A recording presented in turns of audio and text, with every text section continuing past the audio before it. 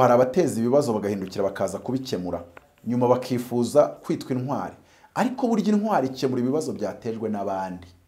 Mariya ni umubyeyi w'abakene kuko abubahubuzamo akabicanya n'ibyo bikomangoma byabakenesheje. None se bazarekera kuririmba akaririmbo muri kiliziya ngo Mariya ni umubyeyi w'abakene, Mariya ni umubyeyi w'abakene n'abakene kandi umwamikazi w'amahoro ndagusingiza Mariya. Cyane ko turebye ngo hajya 15 buri mwaka, kandi tuzi neza ko baherutse kutubwira ko miliyoni 4 mu Rwanda n'urubyiruko rukennye 4 miliyoni. Ubwo bivuze ngo dukuyemo abajya kuramya ubukene harimo miliyoni 3,985 bitajya hari ariko nabyo bikennye. Njye ahubwo ngiye mfite ikibazo gikomeye ninde bakenesha, bakeneshwa nande? Abantu bubaka education y'u Rwanda biragoye kubona yashyizemo abana be ngo bayigemo. Urumva nta kibazo? Nje mbona mu Rwanda tutaragira abayobozi bafite igihagararo gikwiye, bafite icyerekezo ngo tugijyemo kandi tubone kidukorera. Ni ikibazo, c'est dommage. Toujours bureaucrate. Ntago urubyiruko ikibazo rufite ari ibishoro, ni ibishoro bwabiri mu bwonko. Nubwo wenda abantu bavuze abantu bari kuramya ubukene, ariko abaramya ubukene ntago bari Crete Congo niri honyine. Neyereka bari kuramya y'ubukene, niba utari bari kuramya y'ubundi bukene. Dufite ibibazo uruhuri. Ni bande badukenesha? Ndabafite amazina yabo ntago ndayahisha rwose kuko noze ko bayafite ababyeyi babo bayabise. Wa gatanu ni body ishinzwe police. Muhise mutekereje Ange Kagame. Turabasuhuje mwebwe abakunda kandi mukurikira ibiganiro kuri TWISANZURE TV aho muri hose ku isi. Tunabashimira ko mubitwereka ko mudukurikira, yaba kuduha ibitekerezo, kugaragaza ko mwakunze ubutumwa cyangwa ibiganiro dutambutsa, mukora like, share na comment. Ni ibintu by'agaciro kuri twe. Turabasuhuje rero kandi tunabifuriza kumererwa neza. Tugarutse mu biganiro by'ubusesenguzi, turi kumwe n'umutumirwa ni Apotre Mutabazi. Karibu nanone kuri TWISANZURE TV. Murakoze kunyakira kozi w'Imana. Ushatse bananyakira nk'umuyobozi w'umuvubyi, bikaba uruganda nshura bitekerezo rwa Afrika cyo mwita think tank. So ubivuze gutyo waba ubivuze neza kubera ko niko nibona niko nitekereza. Mvuze ko ndi umuvubyi mukuru, hari abakira ko ndemye urwego ariko ni waba ururemye pfa kuba ari uruvuba. Umuvubyi wari icyo yakoraga mu Rwanda rwo hambere. Hari ukuntu niba ari maje bakoraga ngo ibintu by'icyoko niho bago bishinzwe n'imvura. Kuko ubukungu bw'igihugu bwubakiye ku mvura no guhinga no kweza no korora no kuba inka zitagira uburwayi runaka. Uyu munsi ubukungu bwubakiye ku bitekerezo, trade, investment, production, manufacturing. So nkumva ko dufite u Rwanda rudafite think tank. Nirinda kumva ko cabinet yafatwa nka think tank, ahubwo nkumva yuko abantu bashobora kuyikora ku ruhande bakajya bakora ama projet n'ibitekerezo bakayipropoza bikangwa cyangwa bikemerwa. Umutekereza nta cyahombi igitekerezo cyo cyanze. Kabiri, umutekereza mwiza utamuhemba aratekereza. Gatatu, panafricaniste mwiza umwibye umushinga ariko umushinga uzazamura Afrika nta kibazo bigiraho. Kuko utangiye kumva ushaka kuba ariko njya mbona abantu bashwaniye ko bibwe ngo umushinga. Abo ntago ari panafricaniste, n'abantu bashonje. Ngewe iriya projet yanjye gari ya moshi umbwiye uri buyibe nazinduka ngewe nanatega indege nkijyanayo. Kuko icyo nkeneye nuko ikorwa Afrika ikagera igomba kugera. Naho kuvuga ngo ni credit ningi yifata ari icyo urwanira gusa nabyo ubwabyo babikemango. Yes, uyu munsi rero turi kumwe nawe agiye kudufasha n'ubundi ku ngingo zifitanye isano n'iyobokamana n'imitegekere cyangwa se imiyoborere. Ni ingingo zitandukanye ko turibanda cyane ku ijambo rya Perezida wa Repubulika ahantu yahaye gasopo abajya kuramya ubukene mu gihe igihugu gishaka ubukire. Ni inkuru rero dusanga ku gihe mu ijambo Perezida yatangaje mu ihuriro ry'urubyiruko. Rya jambo warifashe gute? Imyaka 10 Youth Connect iriho. Umuyobozi wa Youth Connect ni umwe kuva iyo myaka 10 yatangira yagiye ahindurwa, waba ubizi. Kuko mu bantu dukeneye ko bahindurwa cyangwa bagahindura imikorere n'umuyobozi wa Youth Connect arimo. Kubera icyo umusabira guhindura. Icyo gikorwa tugiye kuganiramo Dr. Utuma Twishima yari ariyo. Ibyo kuvuga ngo nawe nubwo yari ariyo yavuze ko byahagarara, ibyo reka mbishyire muri bracket yabyo. ubwo bazabibwira andi banyarwanda mutabaza muvanyemo ahubwo turebe gusa ko yarariyo ariko usanga ari nawe watanze raporo yatumye bimenyekana ko abantu bakoze ibidakwiye ashayo ni style nk'iyo mu bakono nimba wagiyeyo ibindi bintu uri kuzana utubwira bubiretse ubwo rero nabo hari igihe muze wacu yaba yihangana akamugumishamo kwera kwenda ryaba nikosa rya mbere ajejo ariko nanone ntago natungurwa ntago nabireba nabi agiye kwitekerezaho bakatuzana nka Thomas Muyombo wo bita Dr. cyangwa se Tom Close mu bahanzi bona ko ari umuyobozi ukiri muto amaze igihe kuri Yellow Paper ayobora Blood Bank urubyiruko rukeneye umuntu rwabona inspiration ruzi hasoze ngewe to muzi turi muri Kwasteri turi kuva i Butare akiga Butare yicaye inyuma gusanga na utuma twishima Dr. nawe hari abamuzi wenda hari nko mu no mu gikanga no muganga hasoza abaganga se nizi yo kubiza uretse kujya kwaka akazi bakakamuha anyway twe turetse ibyo ngibyo nta byinjiramo icyo nituza kukigera wenda ndaza kukikomozaho wenda nzi kugihuza n'impinduka zihari ikintu cya mbere ndaposo kabiri nubaha perezida wacu itegeko nshinga y'integeka ndamukunda so harimo confident ku buryo ntago ninjirayo ndabireka ariko ngire uruhande mvugiramo nanjye numva ko navugiramo kandi atekereza ko biraba ari mu murongo mwiza n'umujyo mwiza kandi wubaka icyambere ndaposo utagirwa intambara yo kuvuga ngo bari bemera Maria ngo numve mbigize urubanza nubaha imyizerere y'abantu kubidahuye niyanjye ariko nanone mbonye uri kubabuza kwizera uko bashaka kwizera mu gihe hatarimo ibibazo tubujijwe n'itegeko nshinga nk'urugero ndaguha urugero rworoshye hari ibintu nakoze mu buzima bwanjye ku buryo iyo perezida Hansa akanshyira muri ibyo bikamyo yavuze muri iyo nkuru bavuga ukuntu yavuze ati abantu bafite imitekerereze y'ubukene reka wenda tubasomera ko yaravuze ngo ninongera kubyumva hari n'abanyuza ahandi nzazana amakamyo mbashyiremo bose ngende mbafungira ahantu nzabarekura ari uko ubwo bukene bw'ibitekerezo bwabavuyemo urumva ko ari ingando donc ikibazo ni ugufata abantu baje ngo ubayobore ku Mana ukabashyiramo imitekerereze cyangwa se ubukene bw'ibitekerezo cyangwa se imitekerereze ya inkene cyangwa se y'ubukene noneho bakaba bakeneye kuyivomwamo cyangwa se kugira ngo ibasohokemo ariko apotere bavuga ko bigoye umukire kujya mu bwami bw'ijuru kuruta uko ingame yanyu iyo uvuze ibyo ni ibiri muri Bibiliya ndi umwigisha wa Bibiliya buretse kwinjira muri débat théologique kuko ntabwo ari cyo Bibiliya bivuga ahubwo abantu barabyitiza bakabikoresha nabi utumye ninjira ahantu nanditse igitabo Cleophas ari ku interview amera nk'uyamiye ko nawe ari pasteur nari nanditse n'ijambo rivuga ngo ivanjiri n'idini cyangwa iyobokamana ritazamura GDP y'igihugu aba ari ubuyobe ibyo biva mu mirongo ya Bibiliya myinshi itandukanye nk'urugero umurongo w'imigani igice cya 9 umurongo wa 9 kujya gusimbuka gafata wa 11 mbikoze icyo twita paraphrase muri Living Bible y'icyongereza haravuga ngo through knowledge the influence of godly citizens causes a nation to prosper. Through knowledge the influence of godly citizens causes their nation to grow in GDP. Ahangaha rero biraba ikibazo iyo urebye ukuntu rimwe na rimwe muri Afurika twigisha iyobokamana ryacu usanga ahubwo bicinyiza cyangwa se bica intege ubukungu bw'igihugu bijyanye n'umujyi wabajyanamo ubukene ni mu bwemere Bikira Mariya ni umubyeyi w'abakene none ikibazo ugasanga aho babikuye ni ibihugu birimo bidutera inkunga yego nabo bemera ko Bikira Mariya umubyeyi w'abakene ariko ubukuntu babikoresha interpretation babiha siyo twe tufite ndagwa nk'urugero reka nsome hano gato yabihangane ndasoma hano nanditse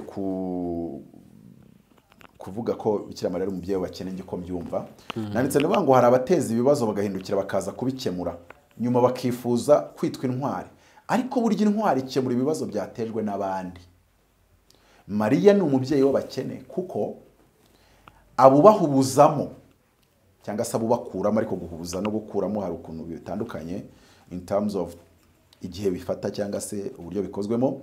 Mariya ni umubyeyi w'abakene kuko abubahubuzamo akabicanya n'ibyo bikomangoma byabakenesheje. Niyo mvugo yanjye, statement about that. Noneho ubwo ikibazo ni abo bantu 15,000 baza buri mwaka, aho ntibaba bazi indi myaka 10 bagikennye.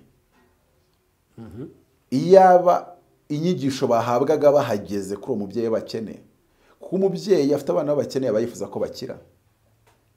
So inyigisho rero bahabwa zabavana muri ubwo bukene ntago cyaba ikibazo. Kandi nanone burya abantu bafite inyigisho zibavana mu bukene hari n'igihe batangira kugira ibyo bahindura. Nk'urugero rabizi ko dukombe nyuma y'igituntu abantu batuvuyeho bakajya bakora akaburi wese. So rero no kugenda iyo minsi 3 abantu bashobora gushaka uburyo bujyanye n'imitekerereze njyabukire kandi bataretse no kwizera ibyo bizera, ku buryo kuko bibaye ikibazo ko bijyana abantu mu bukene. Ntago biri ikibazo ko mwizera gutya, kuko urugero abantu bari gukora critics zikoze nabi kwere. Hari umuntu ukora critics ukaba swat usanzwe anga president cyangwa utamwemera, ariko uri kumva iyo critique yawe yubatse. One, ikibazo afite nuko abantu afite ubukene bw'ibitekerezo. Kabiri, iyaba yashakaga kurwanya, hari nk'abari guhita babibrandinga ngo yarwanyije umubyeyi Mariya. Gute se umuntu arwana n'umuntu udahari? Gute mwuka urwana na spirit se gute? Ahubwo kuko ari uko yashatse kubikora yababuza no kujya mu kiliziya ngo muvuge izina Mariya. None se ubazarekera kuririmba akaririmbo muri kiliziya ngo Mariya n'umubyeyi w'abakene, Mariya n'umubyeyi w'abakene n'abakene kandi umwamikazi w'amahoro ndagusingiza Mariya. Reba igihe mperukira muri Gatolika ariko ndacyayibuka. Ntago bazabibabuza mu kiliziya. Reka ncemo akantu gatoya. Ejo mu masaa 4 ndikoze i Kigali, nageze kuri gare y'Ibyumba mpura n'umugabo umupasiteri Igicumbi. Arangije ndamubaza bite, ati tumaze iminsi turi gushyingura. Hehe Kabuga, byagenze bite? Atasize umwana w'imyaka 6 n'umwana w'imyaka 4 n'umwana w'amezi 6. Yishwe n'uruhe n'indwara.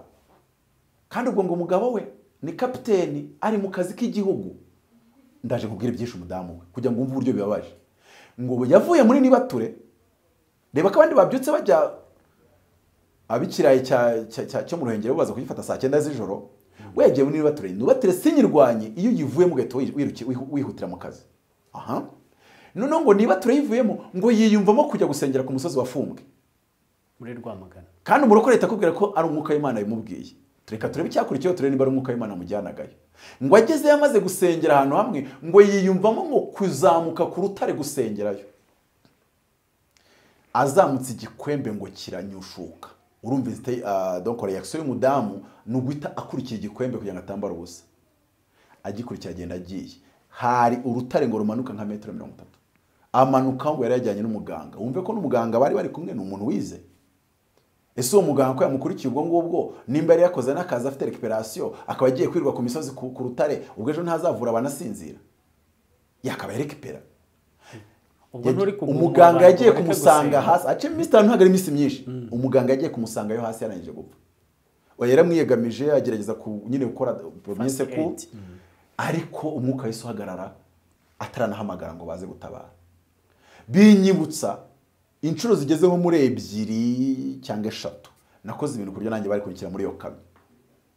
Ariko narabikoraga naba nkihagera. Ahubwo ni nuko wanzanye hanze ariko ubwo mpabonye reka nkurikira amakuru yaho nzayabare impamo ariko sinagaruka ahantu. Ahambere n'ahantu bita mu Sesimanza. Ni Kanyarira.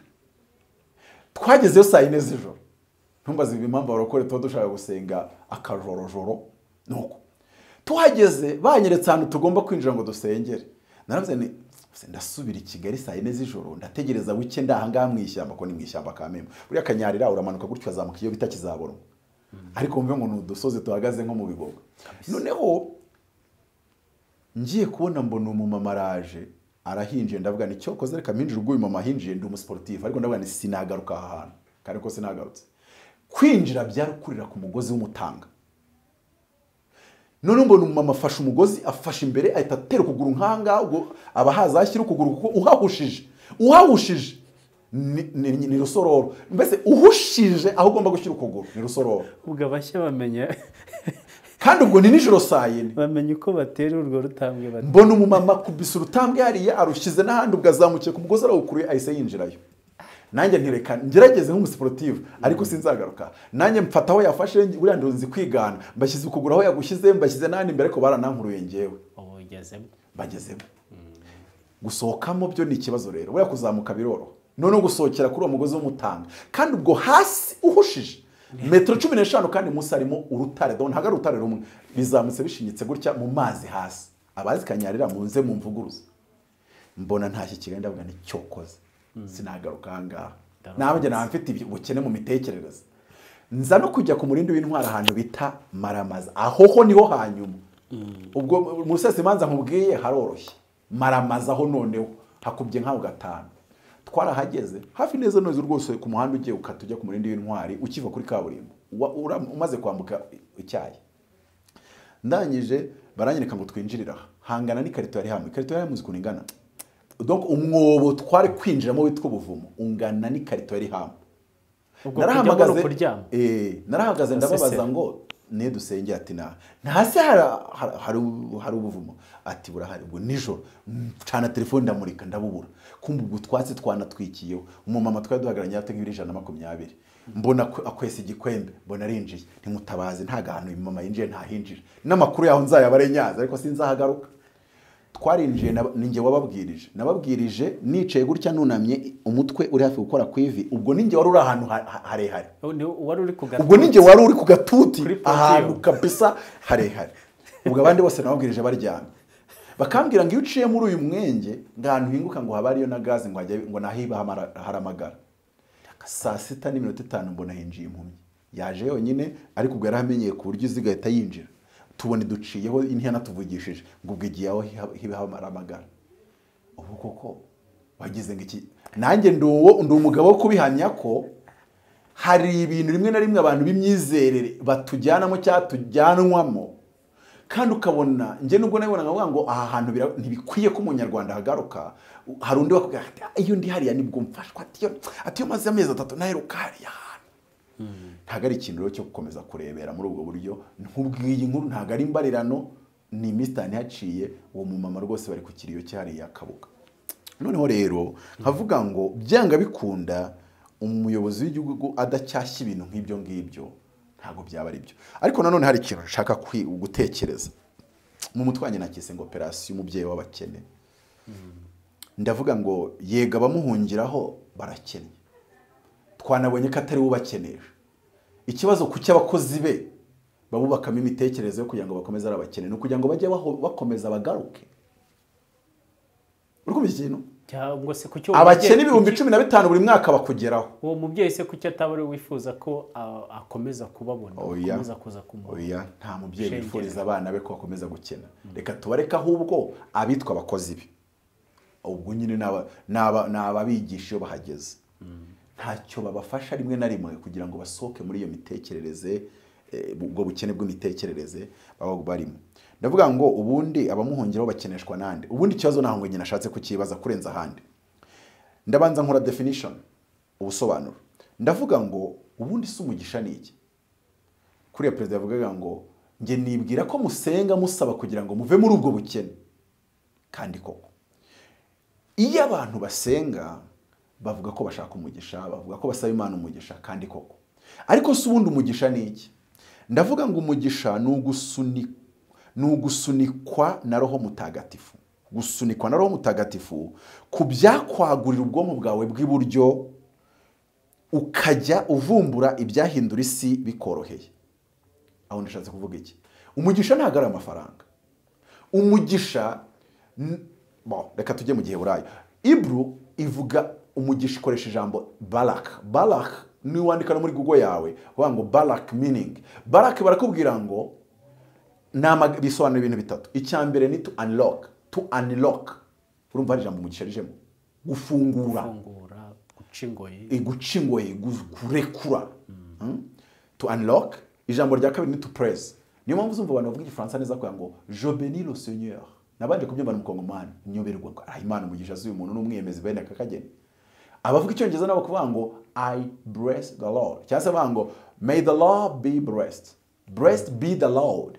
Nubanga bavuze ngo I praise the Lord. Ijambo rya gatatu, guess what, ntabwo naryo rivuga umugisha, rivuga curse. Nubanga mu giheburayo ijambo rivuga umuvumo ni naryo rivuga umugisha. Ku mirongo imwe Balaki bashobora kwisobanura nk'umugisha, ku yindi mirongo Balaki bakayisobanura nk'umuvumo. Ariko mu migani 26:2 havuga ngo nk'uko igishwi kijarajara nk'uko intashyi iguruka ni nako n'umugisha w'ubusa utagira uwufataho. Ubwo binavuze umugisha w'ubusa n'umuvumo w'ubusa ngo umuvumo w'ubusa ntawufataho. Ubwo bivuze ko n'umugisha w'ubusa ntawufataho. Noneho ahangaha nshatse nko kuvuga iki? Iyo Imana iguhaye umugisha, umuntu agira ubwonko bw'iburyo n'ubw'ibumoso. Ariyo mpamvu nakubwiye ngo sinzi niba Minisiteri y'Urubyiruko ikeneye un docteur as a common docteur, kuko iriya minisiteri ikeneye umuntu ukoresha ubwonko bw'iburyo. Niyo mpamvu bumvishe nkubwira Tom Close, kuko abartiste bakoresha ubwonko bw'iburyo cyane, creativity. Abantu biga cyane bakaminuza bakunda gukoresha ubwonko bw'ibumoso bukorana n'ikintu bita logique no kumemoriza, gufata mu mutwe. So ahangaha no kugira ngo Imana igwaye umugisha ijya kuri cya gice cy'iburyo, can locking to unlock your brain potential in terms of creativity, ku buryo bwo guhanga. Ariko nanone Imana iguha umugisha wo guhanga ibizafata ubuzima bw'abandi bugahinduka ubigizemo uruhare. Donc n'uburyo ubwonko bw'iburyo bwawe bwaguka bugahabwa ubushobozi bwo kujya uvumbura udushya twahindura isi bikoroheye. Guhindura isi bikoroheye nko kuvuga iki? Si no kuvuga ngo ugira amafaranga, kuko Paul abwiye abantu banga udakora ntakarye, ngahubwo ngo ntabwo mwari mukwiye kuba banebwe, mwari mukwiye gukoresha amaboko yanyu ngo kugira ngo mubone ibyo gufashisha abandi. Urumva iki kintu? Urumva icyo wa mubyeyi w'abakeneye akabaye abagiye bageraho, bakabaye bava mu bukene bakagera ku rwego basigaye bavuga ngo turi kugura mituweli z'abantu 5,000 nk'abantu baje kureba umubyeyi w'abakene mu myaka 5 ishize dukennye. Donc reba amaproje, reba aho turi kugera, naho nimba muhaza mukennye mukayaga ubukene, mukaramya ubukene, mugatahana ubukene, mukakomereza mu bukene, ntago ari wo mujyo, so murongo muri gucompromisinga message y'uwo Mariya nimba mumwemera. Donc ikibazo rero kigiye guhinduka, ahubwo abatanga message bari kwitanga bate. Nakweretse ko mu migani 9 hagaragaza yuko godly citizen, umuturage uzimana, yagombye kugaragazwa no kuzamura GDP y'igihugu, kubera ko umugisha Imana imuha uragenda ukamuha ibitekerezo byo kutizirikana ubwe, ahubwo akavuga ngo ni gute abanyarwanda 1000 batunga miliyoni binturutseho. We ntagaza afite gahunda yo kugira miliyari, ahubwo aza afite gahunda yo kugira abanyarwanda 1000 babona miliyoni biturutse kuri we. We naho yazabibagezaho afite miliyoni 100 zonyine cyangwa 70, ariko akumva ari icyo ngicyo gikwiye. Ahangaha rero turareba neza yuko message zigiye zitangwa nabi ibintu bikadogera. Noneho hari statement nshaka ko dusubiramo, iravuga ngo bivugwa ko mu minsi ishize habaye urugendo nyobokamana kuri uwo murwa, ndetse hajyayo abayobozi bakuru barimo Minisitiri w'Urubyiruko Dr. Twishima Jeanne Paul Abudara. Hari ibintu bibiri nshaka ko tugarukaho hano. Niba igikorwa cyabashije kwitabirwa n'umuyobozi uri ku rwego rwa minisitiri witwa Abudara, wasanga ari n'umusiramu. Let's guess. Wasanga ari mpamvu hepfo agaragaza ko yabirwanyije, yabinenze, ariko ntago wenda kuko bigaragaje se tubyizera. Ikindi ibingibi turaza ko wagiye yuvuga ko abinenze. Ibi turaza kubitandukanya dute n'uruzinduko n'urundi rugendo nyobokamana rujya rubera ahitwa Ikibeho. Bitandukaniye Ikibeho ko naho abayobozi bakuru Ikibeho ntago baramya ubukene. Ikibeho ngo babagiye kwizihiza iby'amabonekerwa, bibashobora kuba ari bitandukanye. Nimba batagenda iminsi 3 bazindutse, bishobora kuba bitandukanye. Hariya nuko byitondera neza, ntago we yafashe ibintu byose byo abakatolike bizera ngo abishyire hasi. We ikintu cya kimurarishinga nka president w'igihugu ni ikintu cyazana ubukene mu bayoboye, kitwikiriye imyizerere. Abantu bumve ko ari icyo ngicyo, simply that. akwa ushobora kubatisha abantu ubukene biturutse mu byo wabigishije. Ibi hirya nta kibazo. Nimba ibindi abagikibeho ntaho bahurira n'iby'ubukene no kubakamo abantu ubukene no kubakundisha ngo baburyamemo babwigaraguremo, aho nta kibazo. Reka mvuge wenda nk'ibitu tuntu ntihuse. Navuze ngo ntabwo Bikira Mariya akenesha abajyayo, cyane ko turebye ngo hajya 15 buri mwaka, kandi tuzi neza ko baherutse kutubwira ko miliyoni 4 mu Rwanda n'urubyiruko rukennye 4 miliyoni. Ubwo bivuze ngo dukuyemo bajya kuramya ubukene harimo miliyoni 3,985 bitajya hari ariko nabyo bikennye. Njye ahubwo ngiye mfite ikibazo gikomeye, ninde bakenesha? Bakeneshwa nande? Ese abo bajya kwiyambaza Mariya kuko bakennye baba bakeneshejwe nande? Aho niho nashatse gushinga gati. Ndavuga ngo baza bakennye kumufatiraho furi. Ijambo gufata furi urabizi n'ubwo ndari ryo mu muhanda, ariko ni ijambo rira umuntu yagwangari gufata furi, ibintu byamucanze aje kwirengagiza no kwiyibagiza. Ariko ubukene ubwirengagije uvayo ya mistatu wagiye n'amaguru uragaruka usanga muri quartier bugutegereje. Nimba uragiye utarishyura inzu uzasanga radirondi yabishyize hanze. Uko byamera kose wenda uragiye uriyorohereje mu bitekerezo, ariko ikibazo ntabwo gikemutse. Ndavuga ngo babaje kumufatiraho furi nkazamayobozo iyo zigiye kuri kore. Ahubwo ikibazo ninde uba yabakenesheje. Kuri kabiri ndavuga ngo ubundi ninde ugomba kubazwa ubukene bw'abanyagihugu, cyane cyane abo mu rubyiruko rwize kudatekereza. Nitugera mu mpinduka umbabarire, ntabwo ndavuga kuri byinshi, ariko cyane cyane ndavuga ngo ku rubyiruko no kuri education. Icyo nemeza yuko ngo tumaze kugira abayobozi ba Ministeri y'Education kuva kuri liberation bashaka kubagera kuri 16 mu myaka 29. Nta kibazo wumvamo, kandi impinduka zimaze kuza mu bya education manza buri wese azanize. Urumva nta kibazo kirimo. Abantu bubaka education y'u Rwanda biragoye kubona yashyizemo abana be ngo bayigemo. Urumva nta kibazo. Njyewe ngize ibyago cyangwa amahirwe, sinzi ko ndabyita, abari kutwumva muhitemo ijambo rimwe muri ayo magambo abiri nkaba minisitiri. Icyambere, abana banjye bagomba kwiga 9 years. Icyo cyo Mutabazi Queen Esther mubwi yakoze siziye murambwani ijya muri 12. Icyo cyo tubanza tucyumvikaneho.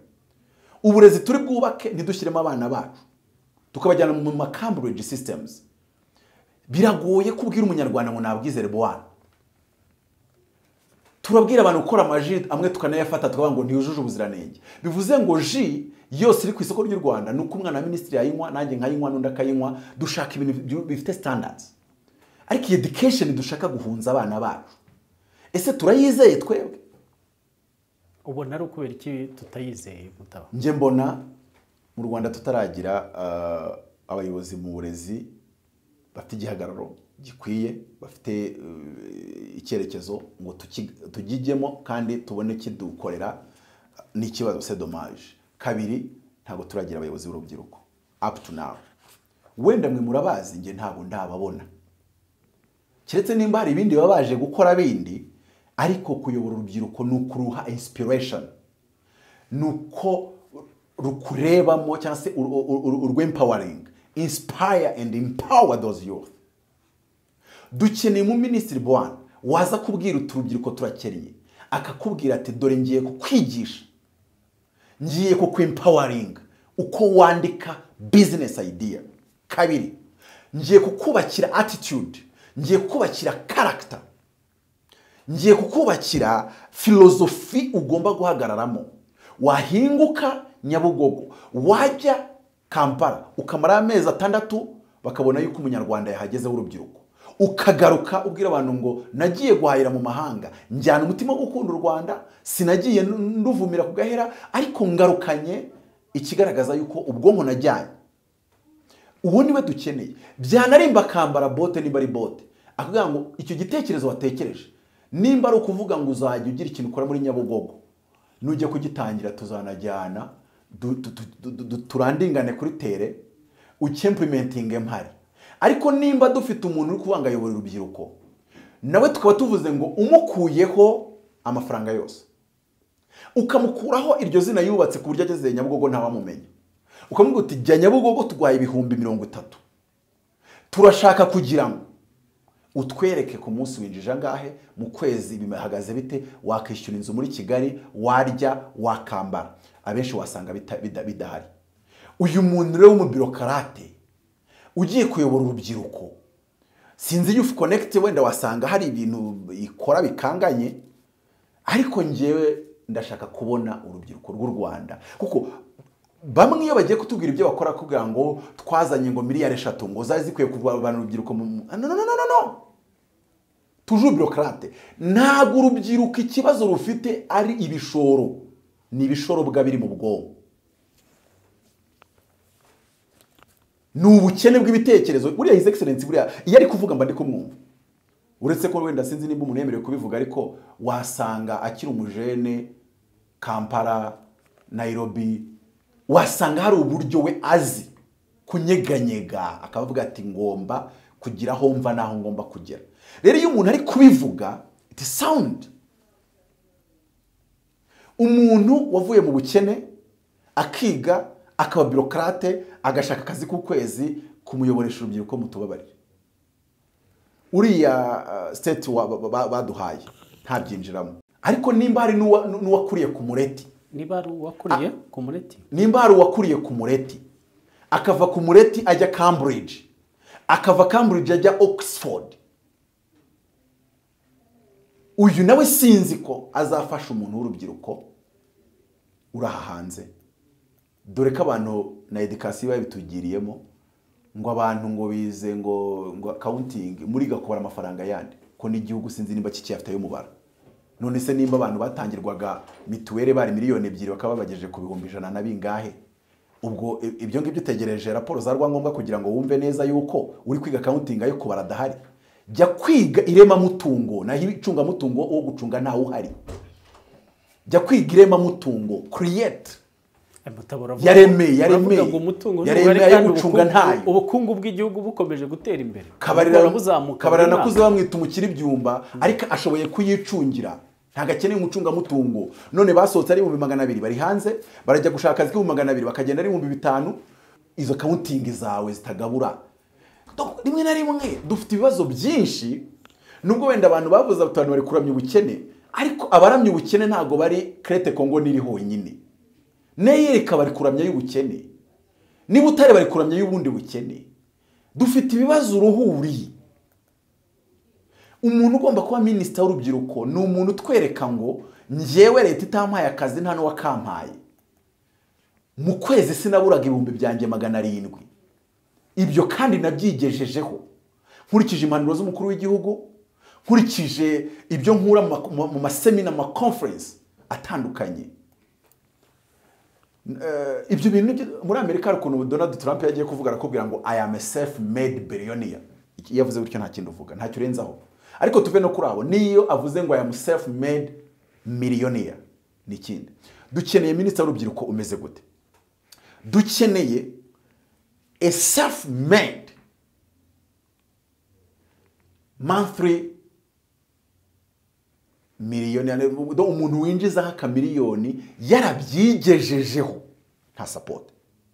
Bityo azabwira urubyiruko ngo bacahasha ni oya, ibyo ntago ari byo, kuko arabizi neza ko igishoro cyo kibikora. Ariko ushobora gusanga iyo miliyoni basanzwe bayinjiza akora kuyinjiza wayihembwe. Oya, mbere yuko ayihembwa agiye guhembwa, ariko afite ibindi yakoraga. Kuba warize Cambridge, warize Green Hills, kuba winjiza miliyoni nta utazi igisobanuro cy'icyo bivuze. Turashaka hustler uyakorera kuye mu cyuya cye kandi yarubatse igitekerezo kiyabyara. Kabiri, nimba ibyo utarabigeraho, ko nanjye mutabazi ndabigeraho ninjiza nka 750 ntago ari menshi, ariko ntacyo abanyarwanda bose tubagejeje kwinjiza 750 ubye 200. Donc nabwira urubyiruko ko yakinjiza densa yirwanyeho, kuko hari uko nyinjiza. Kandi avuye kuri 0 najyaga mburara 3-4 mu cyumweru, nanjye nirwa nsenga ayo masengesho ndi kukubwira muri izo za Rusesi Manza, muri Maramaza, nkanuye amaso meze nk'urudagara. Sinza kwereka amafoto ya 2016, nkanuye amaso nk'urudagara wajya mu rupfu rugenda. Ariko twahinduye imitekerereze. Bamwe baraseka ngo turaguye, ahubwo tumenya ko a godly citizen arakora, abera umumara igihugu. Urumva undi muntu wa kabiri dukeneye nka minisitiri w'urubyiruko ni umuntu ushobora kuganiriza urubyiruko rudafite akazi rudafite igishoro yaganiriza 130 kubera ibi inspiration and empowerment bakazamubwira nyuma y'umwaka tuzi ko dufite miliyoni ngenda umugabo wo kubihamya nge none mfite n'impano najyaga nganiriza umuntu nanjye naburaye twahora nyuma y'umwaka kambira tuzi ko mfite miliyoni 7 nakuye mu byo bintu watuganirije abantu none gatangira kujya banabimbwiriraho nabi batari guse ugira amagambo wabwiriza abantu bakinjiza wowe utinjije we ariko n'uyu nanjye uyu munsi ndi kwinjiza ko nababwiyaga ngo nibinjiza ari 1000 babikuye kuri ngewe nanjye nzi uburyo nzabyubakamo a corporation ishinzwe kubakamo abantu ibitekerezo kwempowering urubyiruko nkayivana muri Afrika mu Rwanda nkayijyana muri East Africa nkayijyana muri West Africa nkajyana Addis Ababa byanga bikunda nzi uburyo nzabibyaza mu mutungo ariko first of all reka ibyo nkora bibanze bibazamure nanjye binzamure so mu byukuri nicyo nashaka kubona nakubwira aho ngaho ni bande badukenesha ndabafite amazina yabo ntago ndayahisha rwose kuko noze ko bayafite ababyeyi babo bayabise uwa mbere ni minisitiri w'urubyiruko rwagowe urubyiruko nimba dukennye ndabibara kuri minisitiri w'urubyiruko dore ko yaranagiye nawe kuburamya kuba yarabyamaganye ntago nari impari ariko amakuru avuga ko yagiye kuburamya uwa kabiri minisiteri y'umuryango warozwe kuko umuryango warapfuye family foundation ya family mu Rwanda yarasenyutse ubwo abo nabakenesha igihugu uri kuvuga yes kuko muri South Korea ubukungu bwabo bagobakisha icyo bita chaebols ni societe familiale nka za Fiat n'izindi zose RG Samsung ni ya Byuchung yari umucuruzi w'umuceri ariko yubaka mu bana be babyara donc famille yarije abubakamo ve muri ibi by'abakono abubakamo ngo tugomba kuza uyu munsi Korea y'Amajyepfo Samsung yonyine isora 26% ya budget national igihugu cya Korea y'Epfo uwo nguwo naba yambaza Maria tuzavuga ngo ntacyo bitwaye komeza umwambaze cyane kubera iki ibyo winjiza mu ngengo y'imari biragaragaza yuko imyizerere yawe itari gukenesha abayirimo n'abayikurikira Ministeri ya gatatu ni Ministeri y'uburezi bw'abakene nakweretse ko mu Rwanda ni igitangaza tugira uburezi bw'abakene n'ubw'abakire ibihugu bikize nka za Amerika n'ibindi bagira uburezi bw'abahanga abajeni n'ubw'abahanga gahoro cyangwa se abo ubwonko bwarumbiye sinzi ko nabyita wenda abatari form mu myigire donc bagira uburezi bw'abafite IQ kuva kuri 200 kugera ku 140 biga kwabo abafite no mu Burusiya niko babikora by the way by'umwihariko mu Burusiya abantu bagira A+, A+ na A bose bakora muri leta muri nuclear power plants n'ibindi nk'ibyo abahanga nibo bakora muri leta mu butasi icyo bita analyse de renseignement nuba ngo leta ntago ibarekura bakora muri bya bintu leta ya ministeri baherutse gufunga ishoramari rya leta rikorwamo n'abajeni b'Uburusiya abajeni ba Amerika bakora he ntago bajya White House reka abajeni ba Amerika bajya kuri Wall Street bakajya no muri Silicon Valley n'ahantu habiri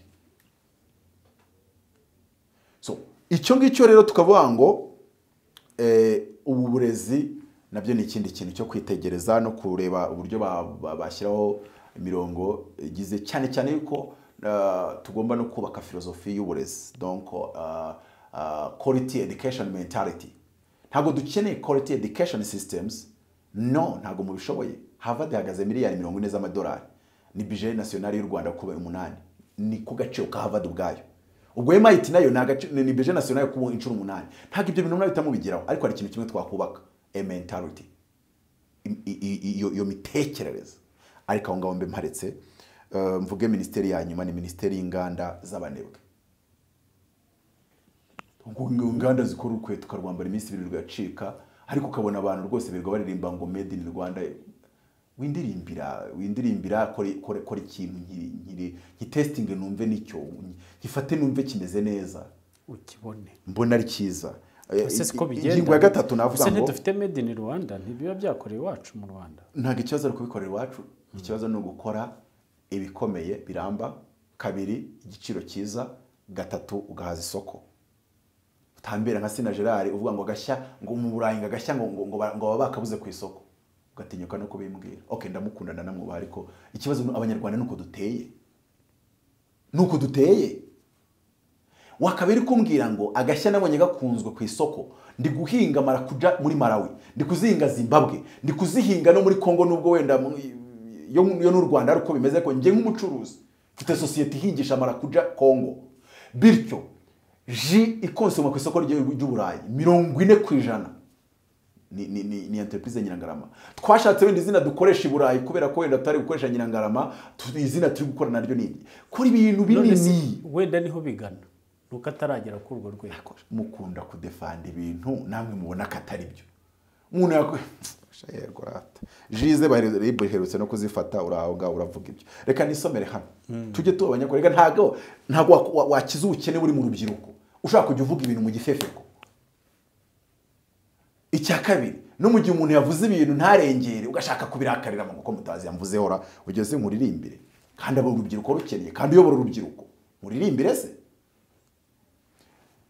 navuze ngo ubukene buhashywa n'abantu batanu uwa mbere ni so ukubyara ngi wangiye yitwa Kabarira Jean Damascene uwa mbere ni so guteranyaho leta ubwo wa kabiri ni leta uwa gatatu ni idini mubyeyi w'abakene uwa kane ni board ishinzwe strategy ibwo bikorera he uwa gatanu ni board ishinzwe police ariko mbibabwiye mbizi ko muri bwitape muhise mutekereje hanze Kagame no yubahwe turamukunda ndi kuvuga board ya strategy iri Addis Abeba na police iri Addis Abeba kubera ko hari urwego udashobora kudevelopa igihugu cya Afrika hatarabaho guhuza isoko rya Afrika nabikubwiye dukora umuhanda wa gari ya moshi upima ibirometero 450 ugahuza isoko rya miliyari 5 z'abaturage ba Afrika ngiye mvuze miliyari 5 kumba ndi kureba Afrika yo muri 2033 kuko abanyafrika tuzaba turi miliyari 5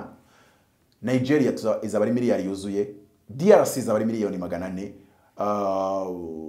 Ethiopia izaba ari miliyoni 300 Tanzania izaba ari miliyoni 200 Egypt izaba ari miliyoni 200 Niger izaba ari miliyoni 200 Chad izaba ari miliyoni izaba ari miliyoni 150 Chad izaba ari miliyoni 150 Niger 150 Madagascar 100 Uganda 100 izo zose nuziteranya ni miliyari 2,600 mu mwari mwakena mwari mwabona ikisi kumuza azajya anafata ndakamuri gigitse kibyatsi muzabyahira ngo matemane muziki saho ibitekerezo biragenda hakanyamasyo wa mwani ngo bari mu kuramya ubukene kumbi croissance démographique 2050 tuzaba twikubye gatatu 4.5 billion nagira uko abantu babenshi niko ahubwo bunguka imbaraga reka nkubwire uyu papa nababwiye witwa Kabarira afite uruhare mu bukene bw'abanyarwanda ku rugero rw'10%, 10%. Leta ari we wandi navuze ngo ni minister sinsubiremo izina rye w'urubyiruko na state minister we na PS we nabo bandikaho 20% ku bukene bwa 2015 na za miliyoni 3,985 basigaye mu rugo cyangwa se batagiye hariya ariko nabo barakennye cyazo nuko bakennye cyose uko bagiye hariya idini Kardinali Kambanda na Mutabazi n'abandi bose uzi nk'abanyamadini dufite uruhare rwa 30% ku bukene bw'abanyarwanda n'urubyiruko rw'abanyarwanda noneho timu ya strategy na police Addis Abeba cyangwa se mu buryo bwo guhuza imbaraga ku banyafrika cyangwa se nushaka wandika panafricanism urayishinja 40%. Leta rero bayita umubyeyi aho yegora none se kibaye umubyeyi uruhare rwa Kabarira rw'10% ndahita nduteranya n'urwa PS na state na minister ubwo veni purusa yabo bitubateranyiriza 10 rya Kabarira bahita bafata 30 nabo nk'idini idini ifite 30 mu bukene ku ruhare rw'ubukene mu rubyiruko na leta ifite uruhare rwa 30 ntagire uwitakana undi ntagire uwitana undi nawe mw'abamwana ubwo bikaba 60 waziteranya rero ebyiri ni 60 kandi 60 ni percentage twita majority kukurengereje kuri 50% yari muri company ufite majorité de vote bivuze ngo mwahashye ubukene anatanda kuko timu yanyu iri strong ikagerageza kuvugana n'abandi banyafrika mukareba yuko iriya 40% guhuza isoko strategy policy making, agreement hagati y'ibihugu, taxation n'ibindi cyangwa se inganda z'abakene kuko nakubwiye habaho politique ya industrialisation iri fort. Ibyo byose rero nkavuga ngo saje muga ngo bityo iyo 40% nyine twabasha gukonvenka 2033 tukazafata iryo soko rya miliyari 5 tukarihuza rikaba rimwe bityo rikagamburuza abampatsi ibihugu. Ndumva aho ngaho iyo maze kwavuga neza nakubwira ngo kiretse wenda umbajije ku mpinduka kuko twatuzikomojeho tuvuga ku wagiye kuramya ubukene. Ese ubona kwe gukomeza k'abantu bagiye mu bitabiriye ibirori wenda nk'iby'abakono nubwo mpuje bidakwiye guhuzwa twabonye bagiye by'abakono uretse ko nanjye bantu by'abakono biri muri constitution ariko nabiriya nawe by'ibyo muri constitution. Ubumwe bw'abanyarwanda n'iterambere ni ibintu utagomba gutatira mu buryo rumwe cyangwa ubundi. Uyobora urubyiruko nta kosa ririmo. Uyobora urubyiruko ukaboneka mu gikorwa nka kiriya kuko u Rwanda rufite imyanya myinshi bashaka guperimeta bijyanye n'izindi potential wabonetsemo. Ngi hariya nakubwiye ngo bahazanye Tom Close cyangwa se Thomas Muyombo bakamuvana muri Blood Bank. Abadokiteri bo kujya muri Blood Bank ntabwo tubabuze. Ntabwo nge nabireba nabi cyangwa ndakare. Nakubwiye criteria z'ugomba kuyobora urubyiruko kuko ntabwo rwigeze rugira umuyobozi up to now. Abahaciye bose ibyo bakoraga nibo babizi n'umushahara bafashe ariko mu mboni yanjye we need dukeneye undi muntu undi muyobozi indi mirongo cyangwa se ubundi buryo bwo kuba ibyo ko n'umurimo ukomeye ko biragusaba gukora ubwonko kubaka ubwonko. Ntago rero ari kuza gukora amaraporo kuredija n'ibintu nk'ibyo ngibyo. Yigendera ave mu nshingano ave mu nshingano bo ababishinzwe nibo babona nimba hari icyo ari gutanga umusaruro ariko nimba ari cyo kubaka urubyiruko kugira ngo rwigire. Ese hari bakwita wiri cyangwa se hari n'indi zina waba ufite nta kibazo bivuze ngo urubyiruko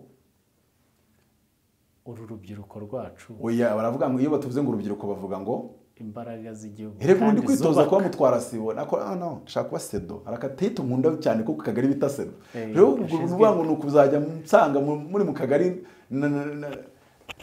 handagije wajya kunyebereza ugenda nkahita nkubaza n'urubyiruko uri hepfo y'umuhanda n'urubyiruko ugahita unsubiza ngo imbaraga z'igihugu kandi zubaka vuba. Imbaraga z'igihugu zubaka kandi vuba. None reka nkubaze koko iyo mbwira ngo umuntu agumemo cyangwa agende byaterwa n'uburyo ari kubaka rwa rubyiruko kugira ngo koko ruba imbaraga zubaka kandi vuba. Ariko kubera ko ntago nge nakoze monitoring y'ibyagezweho cyangwa se ibibasha gusubiza ibibazo byari bihari n'ibisubizo byatanzwe kuko muri mu mpinduka zose dukora hari ijambo nanditse ndavuga ngo guhindura abayobozi ni byiza bikaba karusho iyo bijyaniranye no gukemura kwa kwibazo byananiranye. Impinduka cyangwa se kwihuta mu cyerekezo mwihaye. Ibindi bari byane nkunda kubabwira muri definition ya politique ngo sera dit possible premier gérer la balance envie de contrôler ou bien envie de consolider et contrôler le pouvoir. Navuga ngo guhindura abayobozi hagomba kubamo ikitonderwa. Ikihe kitonderwa mbere yo guhindura umuyobozi abo ngabo babiri cyangwa batatu turi kurambagiza. Hari abantu babiri nshaka kubwira. Hari abantu twita barambagiza n'abaranga. Umuranga n'umurambagiza. Noneho rero urabizi ko umuranga ashobora kuranga ariko kuri umuryango wawe mbese ukurambagiriza ntabishime.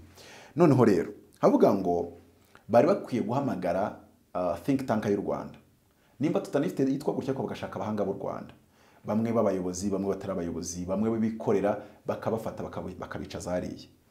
Donc bitewe n'icyo uwo muyobozi bagiye kuzana mushya azaza gukoramo kuko umuyobozi mushya tumuzana ntekereza yuko aje gukemura ikibazo gihari cyangwa se wenda tukahamuvana hari ahandi tubona yatanga umusaruro nk'uburiya Minaroke bamujyana muri Shisha Kibondo. Nge niko mbibona babonaga muri Shisha Kibondo bitameze neza baravuga ngo reka dufate state minister Asumta tumuvane hano yarari gukora neza nka state minister ushinzwe imibereho myiza y'abaturage tumujyane muri Shisha Kibondo. Wibuke ko president yageze kuvuga kuri Shisha Kibondo umuntu ukamushinga Shisha Kibondo ugasanga warashishe ibyo bibondo byo bidashishe. Iryo jambo ndarihimbye niyo rivuze.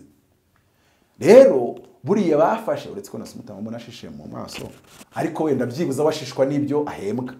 Ikibazo si ugushisha, ikibazo ni ugushishira mu byagashishishije ibibondo. Ese ubwo bibwiwe n'iki kashishira mu byahembwa gusa? None se ko mbona ashishe nawe cyetse nimba gushisha ari ibindi bisobanuye. Oya rwose arashinguye kandi undi ari umuntu ukora muri leta uvunguka iminwa nkamutabaza ko mureba uko oya ntago byabo cyaba no kwikoza isoni. Saba hembwa se. Ariko tugiye hirya mu mpapuro no mu bindi tugomba kumenya nimba uri gushishira mu byawe cyangwa se ushishira mu by'ibibondo. Shisha Kibondo yagenewe gushishisha ibibondo. Salere yawe yo ni yawe nyine n'ibibondo byawe wawe mu rugo. So mu byukuri uwo muntu agomba kuza akicara imbere ya team akagaragaza hahantu agiye gusimbura ibyapfuyeyo naho byapfiriye. Bakavuga ati wowe ihigeho fata muri report atandukanye. Turashaka kutubwira ibipfa muri iriya ministeri. Okay, bari gutekereza ko wajya kwikosora ariko ntibari kubikubwira. Batuye tubwira ibipfa yo hariya naho bipfira. Duhe recommendation y'uburyo byakemuka. Kabiri akabisobanura abantu b'abatekinisiye bakabona koko ibyo bintu ahavuga bipfiraho bipfira kandi uburyo avuga byakemuka ariko buryo byakemuka. Ndagwa nk'urugero hari wavuze ngo bemprime amafaranga bayaha abaturage nibwo buryo bwo gukemura ubukene mu Rwanda. Donald Kabiri ko yese mubwira ngo iki? Yese mubwira ati bakwishyura ujye kwiga kugira ngo at least wumve notion za economy. Reba rero umuntu wagenda akavuga ngo aho bipfira nitwe imprime amafaranga. Undi akaza avuga ngo reka tuzamure taux d'intérêt ya BNR igere kuri 7.9. Urabizi ko ariho igeze? Kabiri reka tuzamure taux de réserve y'amabanki. Uzi icyo ibyo bivuze? Ibyo ni ibintu bibiri muri bitanu nzi bituma ugabanya inflation. Uyu nguyu yavuze solution ituma inflation izamuka, uyundi avuze solution ituma inflation igabanyuka.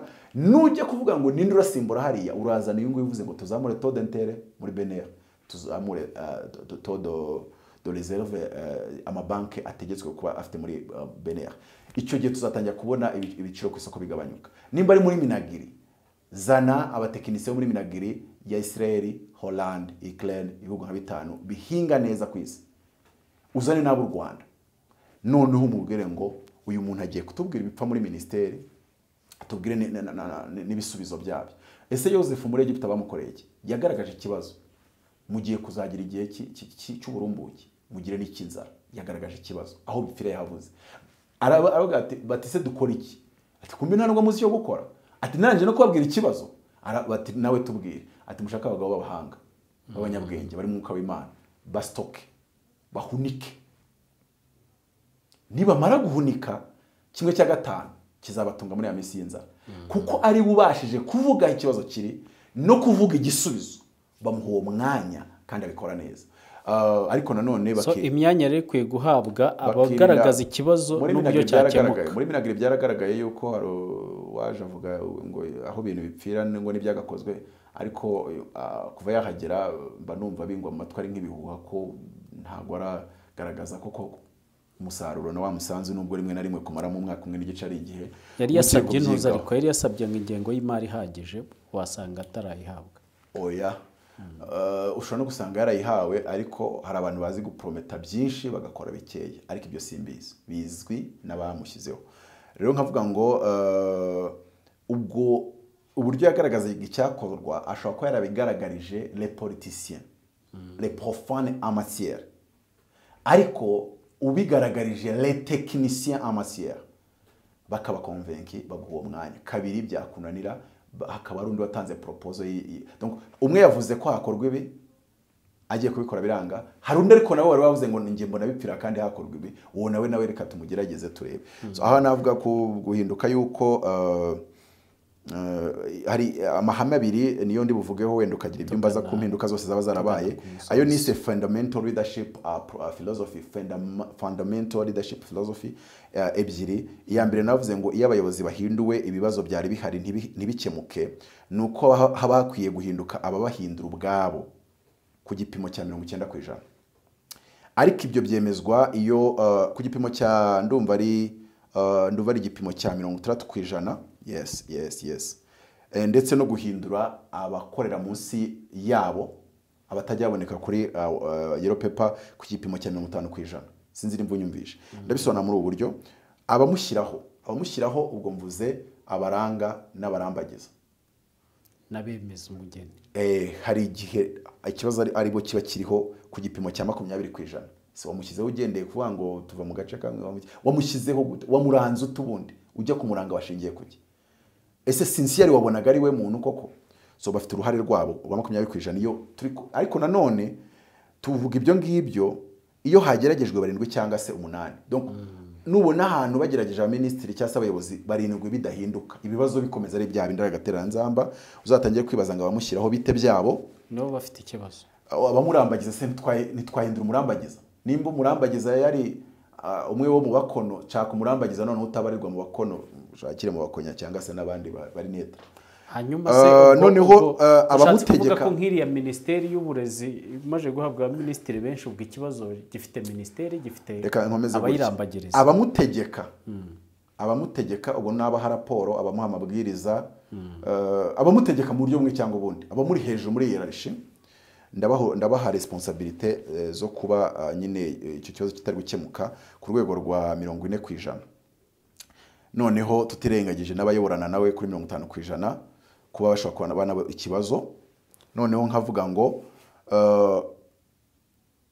icya kabiri cyo nakivuze n'icyo navuze ngo umuyobozi utabasha gusobanurira abahanga 24 cyangwa se cabinet na think tank aho byapfiraga muri icyo ngicyo ushaka yobora, nta nubwo yasimbura uwo wabyishe ngo abizure, yabihuhura, yabinogonora akaguteza rubanda.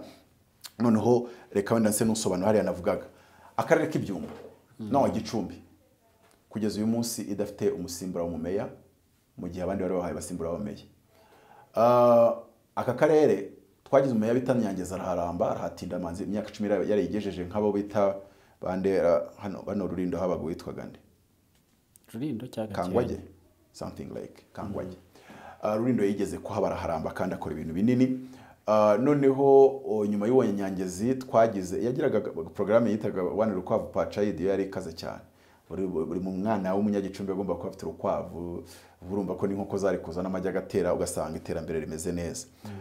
Noneho nyuma aza kuzwitwa mvuye kure nawe hamara imyaka 5 nawe akora ibikorwa amataraza ariko 5 ibyumba buri umurame kubera ko abamukurikiye 3 2 uyu nguyu karanga se wase yaraje buri minsi 3 uretse ko yari wabandi bita bagateganyo. Umunyamakuru umwe nawe yaraje ayobora ukwezi ahari barageze manza kutarageze simbizi ariko wenda tugabona abagateganyo uje amari 3 witwa Felix yaraje amari 3 yarari kurangiza manda yundi ntiyahabwe indi wamukurikiye mbere yaho manza ari wari wamazi 2 uwo twari dufite uyu munsi manza amazi 2 nawe kuva 2021 kugera 2023. So aho ngaho ni cyose ariko reka nkubwire ushobora gusanga abadirecteur bose bahari kuva imyaka 20-15 ishize, abasekretari bose, abaparanto bose, none kuhinduye meya gusa tubwizanyije ukuri timu yo hasi nimba yo yishiriye one tuzi nimba afite imbaraga zo gukanga iyo timu yo hasi. Ushobora gusanga anaje ya timu yo hasi ifite ibibaraga bimuruta. Kuki se bimuruta kandi ashinzwe kubayobora? Kumbaza icyo kibazo nta numva sinzi icyo mbajije. Nuko ari Afrika, kabiri nuko ari isi, ntagira ari ijuru. Nyine nuko nguko ubuyobozi buba. This is Africa, this is the world. Ntago ari ijuru hano, nta nubwo ari paradiso. Bituma nyine ikindi nusomo eneta espion. Turi igihugu cy'abatasi, buri wese anekundi. Byanga bikunda rero unahagiye ufite ibyo bibaraga byo kubakanga bose, hari igihe wakica ibintu ukabyoreka. Byanga bikunda agomba ko hari abandi rero nyine nabo bafite aho bacometswe, ari ukuntu muri no misa byita kugira aho ucometswe. So byanga bikunda rero it's a challenge. Kuko bandi mukorana bazica akazi nurangiza ubibazwe. None ujye ubona ibibazo byatumye bahindura umuyobozi nta na rimwe bijya bituma nako abayobozi barabahindura nta na rimwe ibibazo bikemuka. Rero ndumva ari cyo nakubwira wenda ukambaza impinduka ni kibazo gusa nibyo nabonyemo. Ni kibazo cya nyuma zari impinduka ko abenshi bagiye bavana mu myanya imwe babajyana mu bindi basenya ministeri ya investment bayisenya muri Minagri banayijyana muri Minicom. Byabaye nko guhindurira abantu inshingano kurenza kuvuga ngo cabinet yinjiyemo abantu bashya kubera ko abenshi bari basanzwe bayirimo ahubwo babahindurira imyanya kugira ngo cyane cyane umuntu ave hano kubera ko bamaze kubona imbaraga ze bajye kumukoresha aho babonye iyo potentiel ye ifitinganaho. Tugana ku musozo urabona ari izihe mpinduka zikenewe muri ya Minisiteri y'Uburezi kugeza ubu? Ibintu nka bitatu hanyuma tugahita dusoza ikiganiro. Impinduka zikenewe muri Minisiteri y'Uburezi ni nk'izo muri Minisiteri y'Urubyiruko. Hakenewe abantu bakora inspiring and empowering. Urugero, dukeneye minisitiri uzategeka ko umuntu arangiza lisanse mu Rwanda afite ibitabo hagati y'ijana n'igihumbi cyangwa 100 yasomye, yakoreye yakozeho research cyangwa se yasomye yarangiza akabikoraho summary cyangwa se essay, akabidefend imbere ya board. Nishake board abariyo mu kigo gutyo. Tuve mu burezi bwo kuza ugafata ibintu mu mutwe ngo Revolution Française ukabifata mu mutwe, ukabifata mu mutwe, babikubaza ukabyandukura bakaguha amanota. Nta uri kwigira kuzajya nanone gushaka akazi ku kwezi. Umuntu wigira kuzahanga akazi yiga gutekereza kurutwo yiga gufata mu mutwe, yiga to think creatively. Definition yanjye education ni iyihe? Nkunda gukora ama definition urabizi. Naravuze ngo education is not about acquiring knowledge. It is about unlocking and optimizing your analytical and critical thinking potential to be able to combine 1,000 ideas, decompose them, and make or squeeze out your own copyrighted idea. Nuko ushaka gufata ibitekerezo y'abantu igihumbi ukabishwanyaguza ukaremamo igitekerezo cyawe cy'umwimerere ufitiye copyright. Nimba abantu batajya kwiga gutekereza, ntimukibaza impamvu abantu ari abashomeri kandi babuze akazi. Kuko nimba batarize gutekereza niyo mpamvu bose barwanira imyanya y'ubuyobozi. Bamwe bakarogana, abandi bakacirana ibico ngo bagategana imitego. Nukubera ko bose amaso yabo bayahanze. Hari ijambo riba muri Bibiliya rivuga ngo nkuko umuja ahanga amaso uko kwa nyirabuja, ngo nuko umugaragu ahanga amaso shebuja. Uraryibutse. Ugasanga abantu bose bagize A+, A- na A. Nkaho bahanze amaso Silicon Valley na Wall Street y'u Rwanda, private sector mu yandi magambo, bahanze amaso leta na NGO. Nuko bize iki? Bize gufata mu mutwe, ntago bigeze biga gutekereza. Ariko aho naho hakenewe abahanga. Education rero nayo ikeneye abo bantu bagenda bakubaka a new education philosophy. Mbere ya system, no, they need to build a new education philosophy. Ukajya uhura n'umuntu uri kwiga kuri university akubwira ngo maze kugeza ibitabo 120, ati ndashaka kongera ibindi 80, ati ngiye mu kiruko ngomba kujyana ibi, ugasanga ari kurwana n'igikapu cyuzi ibitabo 15 cyangwa 20 azasoma mu kiruhuko. Ariko nimba dufite urubyiruko yamaze gukora yatepe muzika agenda akora copy paste kuri Google, cyakabwira abantu ngo munyandike y'izina, ahita ajya kuri YouTube kureba amaririmbo, kureba bambaye nabi, kushyirishaho inzara. We are missing a philosophy. Ni ikibazo dufite cyuko uyu muntu ubwe ntago afite ingengamyumvire y'umuntu wakiga agahindura. None ikiteye inkeke nuko dufite vision 2050. Nongeye gusuza Ange Kagame nyakubahwa, sinzi wenda title nashyira ariko atagira umva mbivuze gutya ngagire ngo ndamufata mugenzi wanjye mu buryo bumwe cyangwa ubundi. Kuko vision 2050 iravuga ngo nukugira ubukungu bwubakiye ku bumenyi n'ikoranabuhanga. Kwa Ange Kagame maybe 2029, maybe 2034, hari kimwe nzi nuko iyo vision ya 2050 hari uzayitwinjizamo, kandi uyu munsi si umusaza w'imvi. Ikibazo ni uzubaka ubuyobozi nako ubukungu bwubakiye kumenye n'ikoranabuhanga ry'abantu abo nirwa mbona kuri za universite zo mu Rwanda, kuri Erika, Mburabuturo, Kiste, Butare, nabaye. Ese niba abandi bajya kwiga za Oxford bakagaruka bajyana iwawa? ndararanganya amaso nkibaza ubukungu bwubakiye ku bumenyi n'ikoranabuhanga twaba twarakoze urugendo shuri tukamenya ibihugu bibubakiyeho ibyo bifite erema icyo twita donc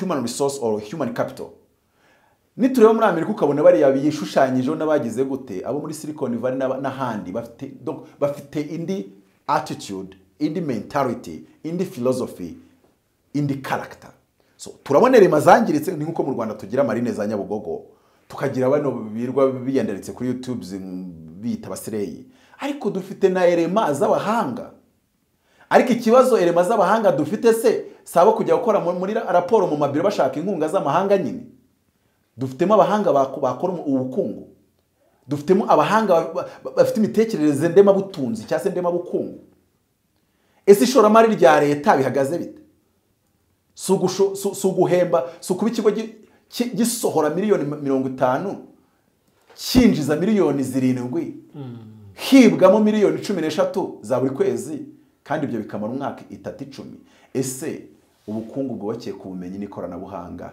ikizere turacyubakira kurinde wahe wizate yizehe atekereza ate ufite mutima ki n'abadukurikiye bazaduha ibitekerezo ni no kuri iyo ngingo dusorejeho atanze umukoro ukomeye umutumirwa yari naho ibyo vanga abantu babahinduye nabo nibataduha ibisubizo dushaka bana mara amezi 3 bongere babahindure nabo turashaka kuduha donc utwinjiza mu cyerekezo uduha imibare n'ibisubizo bitanga ikizere kirambye kuruta kuvuga ngo okay kugukuraho byihuse wenda byakubangamira ariko nta nubwo u Rwanda rubereye gutuma utabangamirwa rubereyeho inyungu z'abanyarwanda bose rero ushaka gutinda mu buyobozi ni yiyubakemo kuduha ibiruta ibyo twari tumwitezemo deliver more than expected kuruta gutera imbabazi n'impuhwe ngo bakugumishemo kubera ko utararyamo kabiri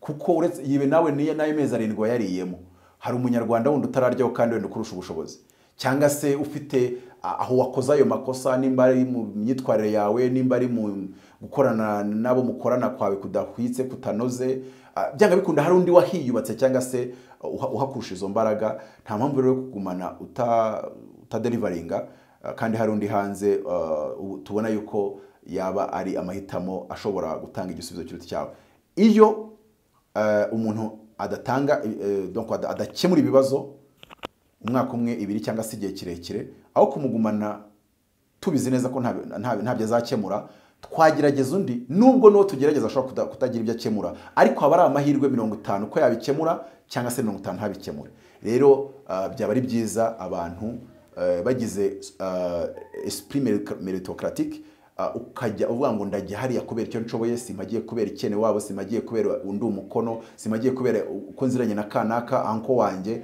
ukahajyanwa no gutanga umusanzu n'umusaruro udashobora ukavuga ngo nge nzahaba indahigwa nkuko wenda rimwe na rimwe tuvuze kuri Donald kaberuka mu bijyanye n'ubukungu na economy hari ukuntu abantu bamwe bavuga ati ari hano ari mu ruhando mpuzamahanga muri za BAD n'ahandi muri za Global Fund donc ntago yagiye kubera kananiwe ahubwo iteka n'abamusimbuye bakomeza kumufatira icyitegererezo mu bijyanye na microeconomy kuhangana na inflation no kubaka ubukungu bw'igihugu ndumva araho nasoreza ngewe Imana y'amahoro rero ibane namwe turagushimiye ko witabiye ubutumire kuri Twisanzure TV uko ni nako dushimiye mwebwe abari badukurikiye muri hirya no hino ku isi mugira amahoro y'Imana bye